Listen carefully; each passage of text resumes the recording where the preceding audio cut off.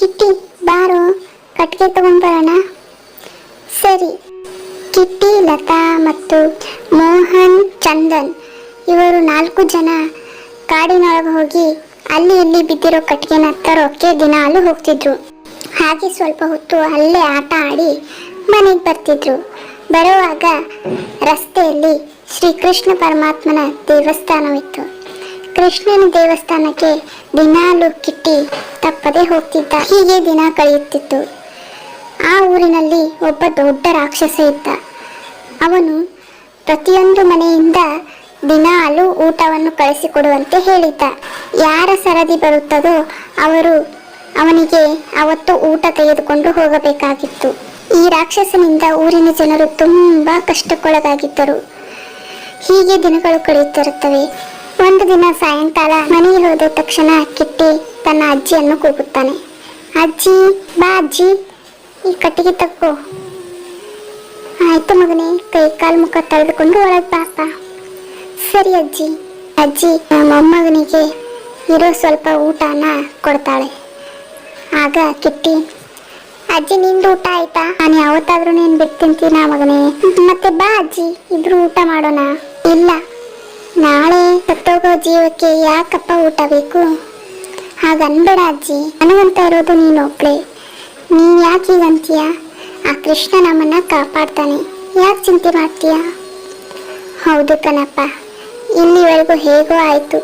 ಆದರೆ ನಾಳೆ ನಮ್ಮ ಸರದಿ. ಊಟನ ನಾವು ಎಲ್ಲಿಂದ ತರೋದು? ರಾಕ್ಷಸನ ಕೋಪ ಬಂದರೆ ಅವನು ನಮ್ಮನ್ನ ತಿಂದೇ ಬಿಡ್ತಾನೆ.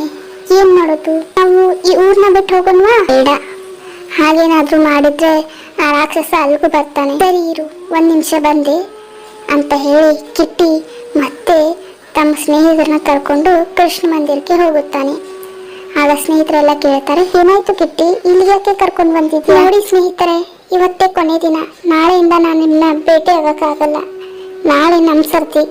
ಆ ರಾಕ್ಷಸ ನಮ್ಮನ್ನ ತಿಂದ್ಬಿಡ್ತಾನೆ, ಅದಕ್ಕೆ ನಿಮ್ಮನ್ನ ತರ್ದೆ. ಹಾಗನ್ಬೇಡ ಕಿಟ್ಟಿ, ಕೃಷ್ಣನ ನೀನು ತುಂಬಾ ನಂಬಿದ್ಯಾ. ಕೃಷ್ಣ ಹೇಗಾದ್ರೂ ಮಾಡಿ ನಿನ್ನನ್ನು ಕಾಪಾಡ್ತಾನೆ. ನಂಬಿಕೆ ಇರು. ಹೌದು, ನೋಡೋಣ. ಅಷ್ಟರಲ್ಲೇ ಒಬ್ಬ ಬಾಲಕ ಬರ್ತಾನೆ. ಏನು, ನೀವು ನನ್ನನ್ನು ಕೂಗಿದ್ರಾ? ಇಲ್ಲ ಅಲ್ಲ, ಯಾರು ನೀನು? ನಾನು ಗೋಪಿ. ನನ್ನನ್ನು ನೀವು ಕೂಗ್ದಾಗಾಯ್ತು, ಅದಕ್ಕೆ ನಾನು ಇಲ್ಲಿ ಓಡಿ ಬಂದೆ. ಹೌದು, ನೀನು ಎಲ್ಲಿಂದ ಬಂದೆ? ಪಕ್ಕದ ಊರಿಂದ ಬಂದಿದ್ದೀನಿ. ಅಪ್ಪ ಅಮ್ಮ ಹೇಳಿದ್ದು ನಿನ್ನ ಯಾರೋ ಕರಿತಾ ಇದ್ದಾರೆ, ನೀನು ಹೋಗು ಅಂತಾರೆ. ಸರಿ, ನೀನು ಮನೆಗೆ ಹೋಗು. ಹೇಗೆ ಹೋಗ್ಲಿ? ನನಗೆ ದಾರಿನೇ ಗೊತ್ತಾಗ್ತಿಲ್ಲ. ಆಗ ಕಿಟ್ಟಿ, ಸರಿ ನೀನು ನಮ್ಮ ಮನೆಗೆ ಬಾ, ನಾಳೆ ನೀನು ಹೊರಡುವಂತೆ. ಆಯಿತು, ನಡೀರಿ ಹೋಗೋಣ. ಆಗ ಮನೆಗೆ ಕಿಟ್ಟಿ ಮತ್ತು ಗೋಪಿ ಇಬ್ಬರು ಹೋಗ್ತಾರೆ. ಅಲ್ಲಿ ಅಜ್ಜಿ ಆಡ್ತಾ ಕೂತಿರೋದನ್ನ ನೋಡಿ, ಅಜ್ಜಿ ಏನಾಯ್ತು ಅಜ್ಜಿ, ಯಾಕೆ ಆಡ್ತಿದ್ದೀರಾ ಅಂತ ಕೇಳಿದಾಗ ಕಿಟ್ಟಿ, ನಾಳೆ ಆ ರಾಕ್ಷಸನಿಗೆ ಊಟ ಕೊಡೋ ಸರದಿ ನಮ್ಮದೇ ಇದೆ. ನಮ್ಮ ಹತ್ರ ಏನು ಇಲ್ಲ ಅಂತ ಗೊತ್ತಾದ್ರೆ ಆ ರಾಕ್ಷಸ ನಮ್ಮಿಬ್ರು ತಿಂದ್ಬಿಡ್ತಾನೆ, ಅದಕ್ಕೆ ಅಜ್ಜಿ ಆಳ್ತಾ ಇದ್ದಾಳೆ. ಅದಕ್ಕೆ ಗೋಪಿ, ಅಯ್ಯೋ ಬಿಡಿ ಅಜ್ಜಿ, ನೀವು ಕೃಷ್ಣ ನಂಬ್ತಿರಲ್ವಾ, ಅವನನ್ನು ಕರೆದಿದ್ದೀರಲ್ವಾ, ಅವ್ನು ಖಂಡಿತ ನಿಮ್ಮ ಮನೆಗೆ ಬಂದು ನಿಮ್ಮನ್ನ ಕಾಪಾಡ್ತಾನೆ. ಹೌದು ಮಗ, ಕೃಷ್ಣನಂತೂ ತುಂಬಾ ನಂಬ್ತೀನಿ. ನನಗಿಂತ ನಮ್ಮ ಕಿಟ್ಟಿ ತುಂಬಾ ಕೃಷ್ಣನ್ ನಂಬ್ತಾನೆ. ಆದರೆ ಆ ರಾಕ್ಷಸನ ಕೈಯಿಂದ ನಮಗೆ ತಪ್ಪಿಸ್ಕೊಳಕ್ಕಾಗೋದಿಲ್ಲ.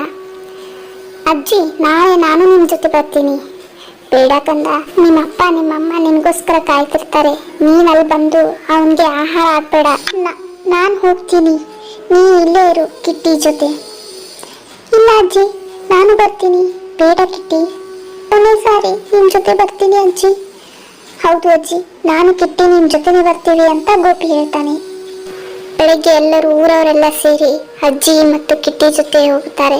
ಹಾಗೆ ಗೋಪಿ ಕೂಡ ಹೋಗ್ತಾನೆ. ಆಗ ರಾಕ್ಷಸ, ನಮ್ಮ ಹತ್ರ ಏನೂ ಇಲ್ಲ, ನಮ್ಮನ್ನ ಬಿಟ್ಬಿಡು ಅಂತ ಕೇಳಿದಾಗ, ಇದು ಸಾಧ್ಯವೇ ಇಲ್ಲ, ನಿನ್ನನ್ನು ಇವಾಗಲೇ ತಿಂತೀನಿ, ಜೊತೆಗೆ ನಿನ್ನ ಮೊಮ್ಮಗನ ಸಹ.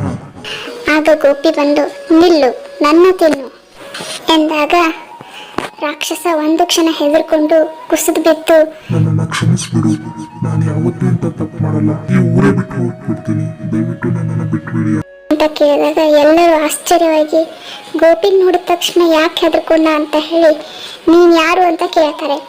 ಆವಾಗ ಗೋಪಿ ರೂಪದಲ್ಲಿರೋ ಶ್ರೀಕೃಷ್ಣ ಪರಮಾತ್ಮ ತನ್ನ ನಿಜವಾದ ರೂಪದಲ್ಲಿ ಬರುತ್ತಾನೆ. ಆಗ ಎಲ್ಲರೂ ಅವರಿಗೆ ನಮಸ್ಕರಿಸಿ ಧನ್ಯವಾದವನ್ನು ಹೇಳುತ್ತಾರೆ. ಶ್ರೀಕೃಷ್ಣ ಪರಮಾತ್ಮ ಕಿಟ್ಟಿಗೆ ಆಶೀರ್ವಾದ ಮಾಡುತ್ತಾನೆ.